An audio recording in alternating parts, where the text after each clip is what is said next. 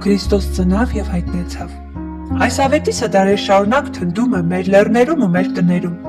Բայց արդյոք սա պարզապես գեղեցիկ ավանդույթ է, թե մի իրադարձություն, որը պետք է փոխի քո կյանքը հենց այսօր։ Աստված չմնաց հեռու, անհասանելի բարձունքներում։ Նա ինքը իջավ երկիր, մարդացավ, որպեսզի մենք այլևս երբեք մեզ մենակ ու լքված չզգանք։ Բեթղեհեմի մսուրում ծնվեց ոչ թե պարզապես մի մանուկ, այլ աշխարհի լույսը, որը եկավ ցրելու մեր հոգու խավարը։ Քրիստոսի ծնունդը Աստծո սիրո ամենամեծ հայտնությունն է։ Նա հայտնվեց, որպեսզի ցույց տա մեզ ճանապարհը դեպի Հայրը, բժշկի մեր կոտրված սրտերը եւ մեզ հույս տա այնտեղ, որտեղ միայն հուսահատություն էր։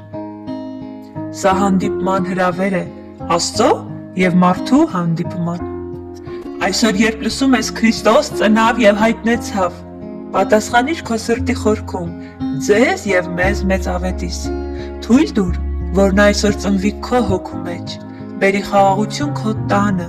եւ լույս վառի քո վաղվա օրվա համար։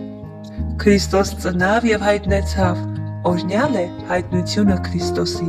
շնորհավոր Սուրբ